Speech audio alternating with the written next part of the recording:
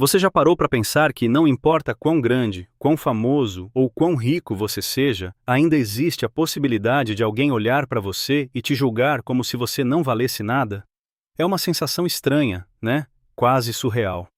A gente imagina que certas pessoas, certos nomes, estão blindados contra o tipo de preconceito que gente comum enfrenta no dia a dia.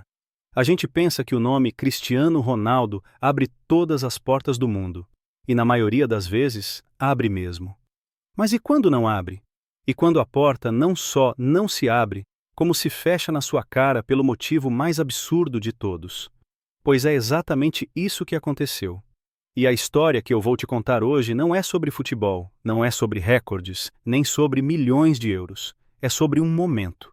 Um momento em que Cristiano Ronaldo deixou de ser o CR7, o ídolo global, e se tornou apenas um homem de camiseta preta e calça jeans, sendo medido e julgado por um padrão que ele mesmo já superou há muito tempo. O que aconteceu naquela loja de luxo em São Paulo vai te deixar com um nó na garganta, talvez com um pouco de raiva, mas eu te garanto, o final vai te emocionar. Porque a resposta que ele deu ao desprezo foi algo que ninguém, absolutamente ninguém, esperava. Então fica comigo até o fim, porque essa história precisa ser contada. Tudo começa num dia surpreendentemente cinzento em São Paulo. Sabe aquele dia em que o céu parece uma tela em branco, sem sol, mas também sem chuva? Um dia neutro. Cristiano tinha acabado de sair de uma reunião. Mas não era uma daquelas reuniões de negócios, com advogados e patrocinadores. Era um encontro diferente. Ele passou a manhã inteira numa ONG pequena, quase anônima, que trabalha com jovens em situação de rua na região central da cidade. Ele foi sozinho. Sem a imprensa, sem a equipe de marketing, sem os seguranças que normalmente o cercam. Apenas ele. Vestia uma camiseta preta básica, de algodão, uma calça jeans confortável e um boné que escondia parte do rosto. Era o Cristiano pessoa, não a marca. Ele faz isso de vez em quando. São momentos que ele guarda para se reconectar com o que realmente importa. Ele ouviu histórias ali que apertaram seu coração. Histórias de meninos e meninas que sonhavam em ser jogadores, médicos, artistas, mas que a vida tinha empurrado para as margens. Ele conversou, riu, deu conselhos e, mais importante, ouviu. E foi ali que uma história em particular o tocou de um jeito diferente. Uma das funcionárias da ONG, uma senhora chamada Dona Lúcia, contou, com os olhos marejados, sobre o filho dela, um garoto de 12 anos chamado Gabriel. O menino era um fã fanático do Cristiano. O quarto dele, mesmo sendo humilde, era forrado com pôsteres velhos, recortados de jornais e revistas. O sonho do Gabriel não era nem conhecer o Cristiano, era algo mais simples, ter uma chuteira de verdade, como as que ele via o ídolo usar na televisão. Ele jogava com um tênis velho, remendado com fita isolante. Aquela história ficou martelando na cabeça de Cristiano. A pureza daquele sonho, a simplicidade do desejo daquele menino. Ele não falou nada na hora, apenas abraçou Dona Lúcia e agradeceu por ela compartilhar a história. Mas ali, dentro dele, uma decisão já havia sido tomada. Ao sair da ONG, ele sentiu uma necessidade de andar um pouco, de respirar o ar da cidade, de ser apenas mais um na multidão. E foi caminhando sem rumo que ele se viu no bairro dos Jardins, uma das áreas mais nobres de São Paulo. As vitrines exibiam marcas de luxo, carros importados passavam lentamente e as pessoas caminhavam com uma aura de quem pertence àquele lugar. E foi então que ele viu a loja, uma fachada imponente, de vidro escuro e letras douradas, uma daquelas marcas que são sinônimo de exclusividade e poder. Ele não era um grande fã de ostentação, mas sabia que ali dentro ele encontraria não só a chuteira perfeita para o Gabriel, mas talvez algo a mais. Um presente que dissesse ao menino que os sonhos, por mais distantes que pareçam, podem sim se tornar realidade. Ele ajeitou o boné, respirou fundo e, com o coração ainda aquecido pela história do garoto, empurrou a pesada porta de vidro. Ele não fazia ideia de que, ao cruzar aquela soleira, ele não estava entrando apenas numa loja, mas numa arena onde sua humanidade seria testada da forma mais fria e silenciosa possível. O interior da loja era como um templo. O ar era gelado, com um perfume caro e sutil pairando no ambiente. uma mistura de couro novo com alguma fragrância exclusiva que provavelmente custava mais do que o aluguel de muita gente. O chão de mármore polido brilhava tanto que refletia as luzes embutidas no teto, criando uma atmosfera que era ao mesmo tempo luxuosa e intimidante. O silêncio era quase absoluto, quebrado apenas por uma música ambiente baixa e sofisticada. Não havia muitos clientes, apenas um casal elegante analisando uma bolsa e duas vendedoras impecavelmente vestidas, paradas como estátuas perto de um balcão. No momento em que Cristiano entrou, um homem simples, de camiseta preta e boné, o som da porta se fechando atrás dele pareceu ecoar mais alto do que o normal. Foi instantâneo. As duas vendedoras, que antes pareciam entediadas, se entreolharam. Não foi um olhar de boas-vindas. Foi um olhar rápido, cúmplice, cheio de códigos, um misto de surpresa e desaprovação. Uma delas, a mais jovem, cutucou discretamente a outra com o cotovelo. O segurança, um homem alto e robusto, que estava parado perto da entrada, mudou sutilmente sua postura. Ele desencostou da parede, cruzou os braços e o encarou, não com a hostilidade aberta de quem espera um problema, mas com a vigilância fria de quem já decidiu que aquela pessoa não pertence àquele lugar. Cristiano sentiu a mudança na atmosfera. Ele, que está acostumado a ser o centro das atenções, a ser recebido com sorrisos e flashes, sentiu na pele algo diferente, um muro invisível de julgamento sendo erguido ao seu redor. Ele ignorou os olhares. Seu foco era encontrar a seção infantil, o presente para o Gabriel. Ele começou a caminhar lentamente pela loja, olhando as vitrines internas. Cada produto ali parecia uma obra de arte, isolado em seu próprio pedestal de vidro. Ele passou por uma prateleira de sapatos masculinos, e foi aí que o segurança se aproximou, bloqueando sutilmente seu caminho. A voz dele era seca, profissional, mas sem um pingo de cordialidade. "Senhor, posso ajudá-lo?" A pergunta, que em qualquer outro lugar seria um gesto de cortesia, ali soou como uma intimação. Soou como: "O que você está fazendo aqui?" Cristiano, mantendo a calma, virou-se para o segurança com um sorriso leve. "Sim, obrigado. Eu só estou dando uma olhada, procurando um presente para uma criança." Ele foi educado, gentil, como sempre tenta ser. Mas a resposta não pareceu suavizar a tensão. O segurança não se moveu. Ele apenas assentiu com a cabeça, uma vez, de forma curta e dura, e permaneceu ali como uma sombra, observando cada passo de Cristiano. A situação já era desconfortável, mas estava prestes a piorar. A vendedora mais velha, que parecia ter mais tempo de casa, caminhou rapidamente até o fundo da loja e sussurrou algo no ouvido de um homem de terno cinza que estava em frente a um computador. Era o gerente. O homem se levantou na mesma hora. Ele ajeitou a gravata, estufou o peito e veio na direção de Cristiano com passos firmes e calculados. Ele tinha aquele ar de autoridade de quem está acostumado a dar ordens e a definir quem pode e quem não pode fazer parte do seu pequeno reino. Ele parou a uma distância respeitosa, mas seu olhar varreu Cristiano de cima a baixo. O boné, a camiseta simples, o jeans, os tênis. Foi um raio-x de desprezo disfarçado de análise. "Boa tarde, senhor", disse o gerente, com um sorriso que não chegava aos olhos. "Meu nome é Almeida, sou o gerente da loja. Em que posso ser útil?" "Boa tarde", respondeu Cristiano, ainda paciente. "Como eu disse ao seu colega, só estou procurando um presente, uma chuteira para ser mais exato." O gerente, Almeida, forçou uma pequena tosse, um gesto teatral. "Entendo. Senhor, com todo o respeito, os produtos que nós trabalhamos aqui possuem valores bastante elevados, são peças de colecionador, edições limitadas." Ele fez uma pausa, como se estivesse escolhendo as palavras para não parecer tão ofensivo. "Talvez o senhor queira visitar a nossa loja de outlet, que fica no centro. Lá, o senhor encontrará produtos com preços mais acessíveis." O mundo de Cristiano parou por um segundo. Acessíveis. A palavra ecoou na sua cabeça. Ele, que poderia comprar o estoque inteiro daquela loja com o que ganha em um único dia, estava sendo educadamente convidado a se retirar porque sua aparência não condizia com o poder de compra que eles esperavam. Ele sentiu uma pontada de incredulidade. Chegava a ser cômico, se não fosse trágico.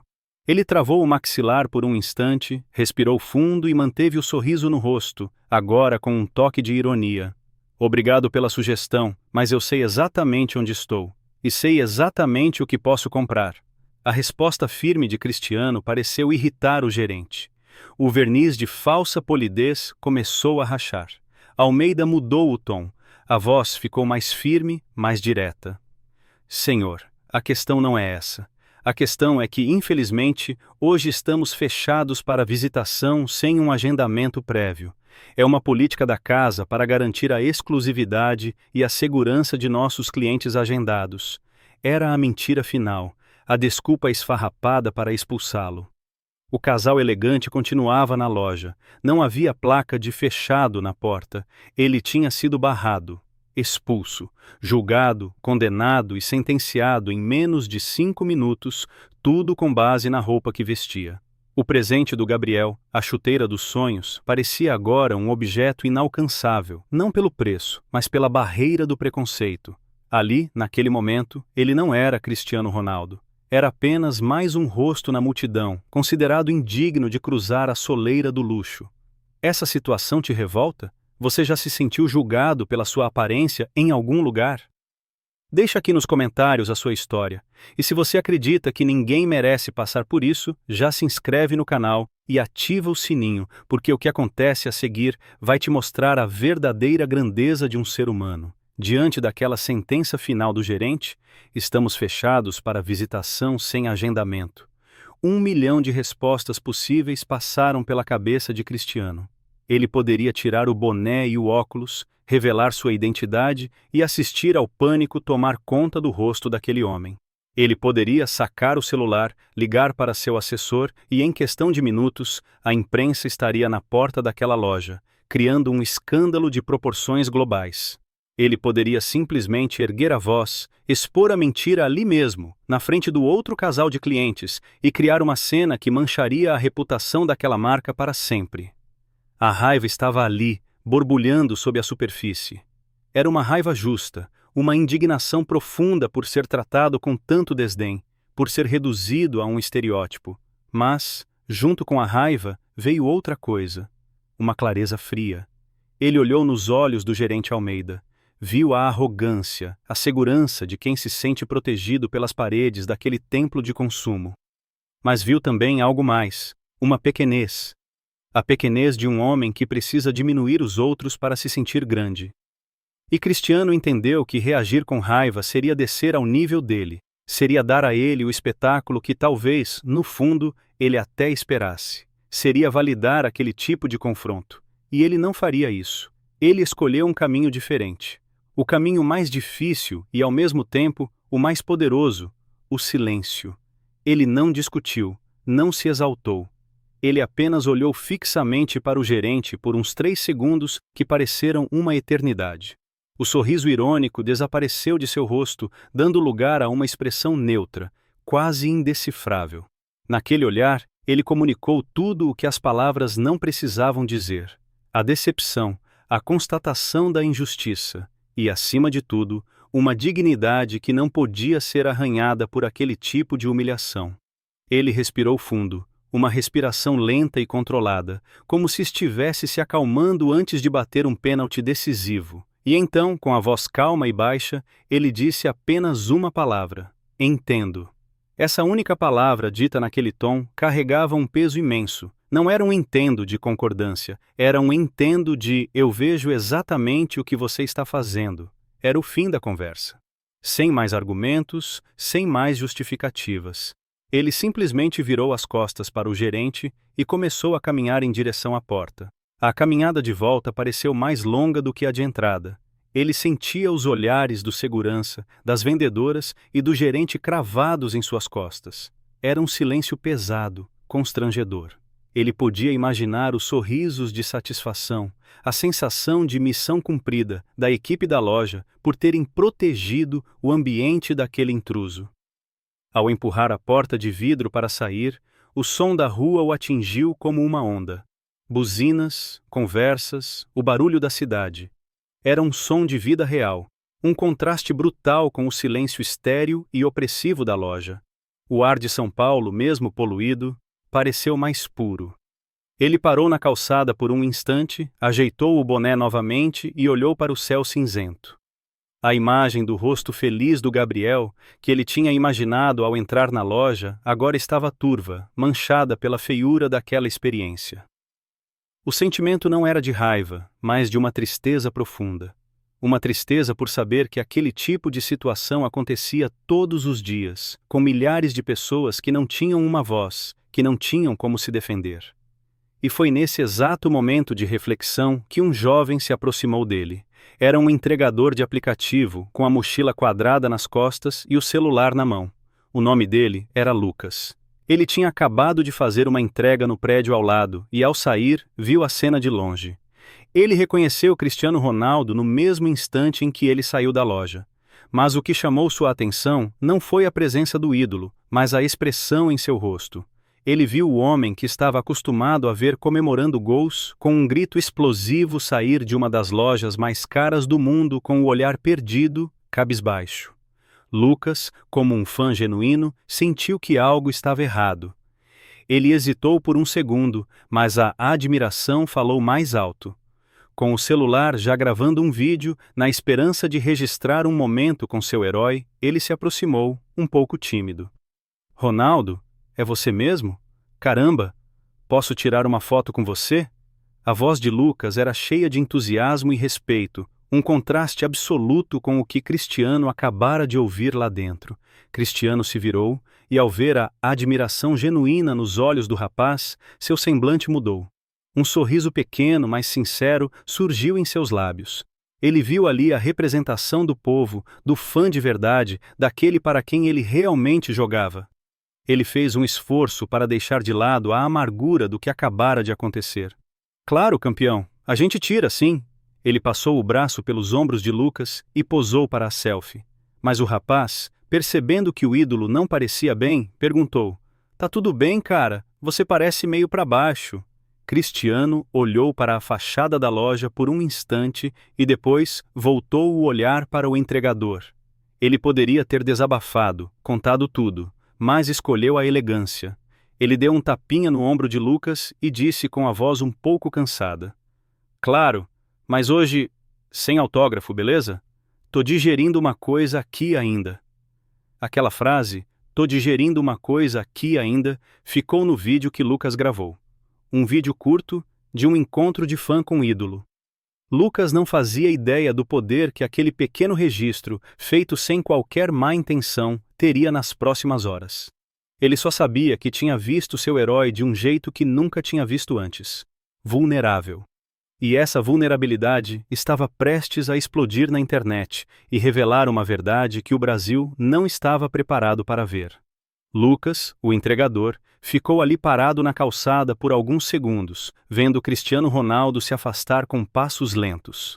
A cabeça dele estava a mil. Ele olhou para o vídeo no celular, a selfie sorridente e depois a frase enigmática do ídolo: Tô digerindo uma coisa aqui ainda. Ele não entendeu o que tinha acontecido, mas o instinto dele dizia que não era algo bom. Por que o maior jogador do mundo sairia de uma loja daquelas com uma cara tão amarrada? Por impulso, movido por uma mistura de admiração e confusão, ele postou o vídeo curto em seu perfil no Instagram, que era pequeno, seguido apenas por amigos e familiares. A legenda era simples e honesta: Encontrei o monstro CR7 hoje aqui nos jardins. O cara é gente boa demais, mas sei lá, parecia meio chateado. Saiu dessa loja aqui com uma cara. Força, ídolo! Em outra circunstância, aquele vídeo seria apenas mais um entre milhões. Teria alguns likes dos amigos, um comentário do primo e morreria ali. Mas o algoritmo, meus amigos, tem seus próprios mistérios. E o destino também. Acontece que um dos seguidores de Lucas era sobrinho de um famoso influenciador digital, um cara com milhões de seguidores que cobria o mundo das celebridades e do futebol. O sobrinho viu o vídeo, achou curioso e mandou para o tio com a mensagem: Olha isso, tio, o Cristiano Ronaldo com cara de enterro saindo da Étoile d'Or. O nome da loja de luxo fictícia era a peça que faltava no quebra-cabeça. O influenciador, cujo nome era Léo Marques, viu o vídeo e seu faro de notícias apitou na hora. Ele conhecia a fama daquela loja. Fama de ser ultra seletiva, de ter um histórico de tratar clientes com base na aparência. Ele também sabia que Cristiano Ronaldo estava em São Paulo e que seu estilo fora de campo era exatamente aquele, simples, discreto. Léo não pensou duas vezes. Ele fez o download do vídeo de Lucas e o repostou em seu perfil, mas com uma legenda explosiva que conectava todos os pontos. Gente, para tudo, recebi esse vídeo agora. Sim, é o Cristiano Ronaldo. E sim, ele está saindo da loja Étoile d'Or, a mais cara dos jardins. A informação que tenho de fontes seguras é que ele foi barrado na entrada. O motivo? Acharam que ele, de camiseta e boné, não tinha perfil para ser cliente. Isso não é só absurdo, é uma vergonha. Que país é esse? Foi como jogar um galão de gasolina numa fogueira. Em menos de 10 minutos, o post de Léo Marques tinha dezenas de milhares de curtidas e compartilhamentos. A hashtag que ele criou no final do post, Ronaldo Humilhado, começou a subir nos trending topics do Twitter de forma meteórica. As pessoas não conseguiam acreditar. A princípio, muitos duvidaram. Fake news, diziam alguns. Impossível, ele pode comprar a rua inteira, comentavam outros. Mas o vídeo era inegável. A expressão de Cristiano era real. A história, por mais absurda que parecesse, tinha uma lógica perversa que, infelizmente, muita gente reconhecia de suas próprias vidas. E então, o Brasil explodiu. A notícia saiu da bolha da internet e invadiu os portais de notícias, os programas de fofoca, os grupos de WhatsApp. Loja de luxo / Cristiano Ronaldo por julgar aparência era a manchete em todos os lugares. Fãs do jogador inundaram as redes sociais da loja com comentários raivosos. Artistas, atores, músicos e principalmente outros jogadores de futebol começaram a se manifestar.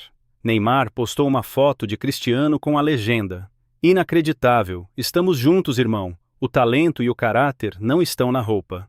Vini Júnior, que já sofreu tanto com preconceito na Europa, escreveu: "Algumas coisas nunca mudam. Força, Cris. Sua grandeza incomoda."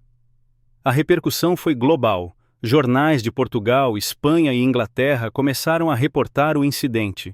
A BBC de Londres publicou uma matéria com o título: "Do topo do mundo ao preconceito do dia a dia. Cristiano Ronaldo é barrado em loja brasileira." A hashtag Ronaldo Humilhado virou um trending topic mundial. A questão não era mais sobre um homem rico sendo maltratado. A história tocou numa ferida universal. Tornou-se um símbolo da arrogância, do elitismo e do preconceito que julga o livro pela capa. Milhares de pessoas começaram a compartilhar suas próprias histórias de humilhação usando a mesma hashtag. Fui seguido por um segurança no shopping. Me mandaram para o final da fila porque eu estava de chinelo. Perguntaram se eu realmente podia pagar por aquilo.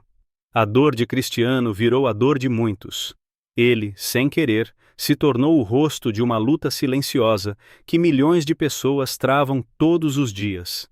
Enquanto o mundo digital estava em chamas, a loja Étoile d'Or entrou em modo de pânico. Eles trancaram os comentários de suas redes sociais, tiraram o site do ar e emitiram uma nota curta e desastrosa, dizendo que houve um mal-entendido e que a loja estava operando com agendamento para um evento privado. A mentira só piorou a situação. Ninguém acreditou. O gerente Almeida, que horas antes se sentia o rei do mundo, provavelmente estava vivendo o pior dia de sua vida, com seu nome e rosto começando a circular em alguns grupos. A humilhação que ele impôs a Cristiano agora voltava para ele, multiplicada por milhões. E no meio de todo esse furacão, todos se perguntavam a mesma coisa: o que Cristiano Ronaldo vai fazer? O mundo inteiro esperava por uma resposta. Uma resposta que poderia destruir uma marca. Uma resposta que todos aguardavam, prendendo a respiração. Essa corrente de solidariedade te emociona? O poder da união das pessoas na internet é incrível, não é? Se você também está chocado com essa história e quer ver a justiça sendo feita, compartilhe esse vídeo agora nos seus grupos e use a hashtag #respeito é o mínimo. Vamos mostrar que o lado certo dessa história é o lado da dignidade, e fica aqui, porque a resposta dele está chegando. No quarto de hotel, o silêncio contrastava violentamente com o barulho que o nome de Cristiano Ronaldo estava fazendo no mundo lá fora. O celular dele não parava de vibrar sobre a mesa de cabeceira. Ligações de seus assessores, empresários, advogados, amigos, mensagens de todos os cantos do planeta. A TV ligada no mudo mostrava seu rosto em todos os canais de notícias. Ele via as imagens, a hashtag Ronaldo humilhado, os comentários apaixonados. Ele via o furacão que se formou a partir de um momento de silêncio e humilhação. Seu irmão e braço direito, que podemos chamar de Assis, como na outra história para manter a coerência, estava com ele no quarto, andando de um lado para o outro, indignado. Isso é um absurdo, Chris. Temos que processar. Temos que acabar com essa loja, com esse gerente. Eles não podem fazer isso e sair impunes. O mundo inteiro está do nosso lado. Os advogados na linha de conferência concordavam. Cristiano, temos um caso ganho. Abuso, danos morais, discriminação. Podemos pedir uma indenização recorde. Será uma lição para todo o mercado de luxo. Todos esperavam uma reação de fúria. Todos esperavam que ele usasse seu poder, sua influência, sua fortuna, para esmagar aqueles que o humilharam. E por um momento, a ideia foi tentadora. A parte humana, ferida em seu orgulho, queria vingança. Queria ver o gerente Almeida pedindo desculpas de joelhos. Queria ver a loja arrogante pagar caro pelo que fez. Mas Cristiano estava quieto. Ele observava tudo aquilo de uma distância emocional. Ele não estava pensando como uma celebridade ofendida. Ele estava pensando no porquê. Por que aquilo o tinha afetado tanto? Não era pela porta fechada. Era pelo sentimento por trás dela. A sensação de ser invisível, de ser julgado como inferior. Ele se lembrou do olhar do gerente e se lembrou das milhares de mensagens que começavam a surgir sob a hashtag de pessoas comuns contando suas próprias histórias. A dor dele tinha se tornado um espelho para a dor de muitos, e ele percebeu que uma ação judicial, por mais vitoriosa que fosse, seria sobre ele, seria sobre dinheiro. E a questão ali era muito maior do que isso. Ele se levantou, caminhou até a janela e olhou para as luzes de São Paulo. A cidade pulsava lá embaixo, cheia de Gabriels com tênis furados e sonhos intactos, cheia de Donas Lúcias trabalhando duro, cheia de Lucas fazendo suas entregas e cheia de Almeidas julgando o mundo de suas torres de marfim. Ele respirou fundo e tomou sua decisão. Virou-se para o irmão e para a voz dos advogados no viva-voz e disse, com uma calma que surpreendeu a todos: "Desliguem a ligação. Não vamos processar ninguém." Houve um silêncio chocado do outro lado. Assis o olhou incrédulo. "Como assim não vamos processar? Você vai deixar barato?" "Não", respondeu Cristiano com firmeza. "Não vou deixar barato. Vou fazer algo muito maior. Algo que dinheiro nenhum pode comprar. Me dê meu celular. Eu mesmo vou gravar." Ele não quis uma equipe de filmagem, não quis um cenário preparado, não quis um roteiro escrito por uma equipe de marketing. Ele pegou seu próprio celular, sentou-se numa poltrona simples do quarto, com a luz do abajur iluminando seu rosto. A camiseta preta ainda era a mesma do incidente. Ele não quis se produzir. Queria que as pessoas o vissem como ele estava, um ser humano que tinha sido ferido. Ele apertou o botão de gravar e olhou diretamente para a câmera, como se estivesse olhando nos olhos de cada uma das milhões de pessoas que o assistiriam. "Oi, pessoal!" ele começou, com a voz serena. "Eu sei que muita gente está falando sobre o que aconteceu ontem. E eu senti que precisava falar com vocês, diretamente, sem intermediários." Ele fez uma pausa, engoliu em seco. "Primeiro, eu não vou citar nomes de lojas ou de pessoas. Não estou aqui para cancelar ninguém, nem para destruir a vida de ninguém. O ódio não combate o ódio. Mas eu quero contar o que aconteceu, não por mim, mas por todo mundo que já se sentiu pequeno, julgado, invisível, por todo mundo que já teve uma porta fechada na cara por causa da roupa que vestia, da cor da pele ou do lugar de onde veio." E ele contou. Com uma calma dolorosa, ele narrou cada detalhe. O olhar das vendedoras, a abordagem do segurança, as palavras exatas do gerente. Ele não dramatizou, não aumentou, apenas relatou os fatos. "Eu fui barrado por estar de camiseta, fui julgado sem ser ouvido, e eu tenho que ser honesto com vocês. Doeu." A vulnerabilidade em sua voz era palpável, mas o que mais me doeu não foi a porta fechada.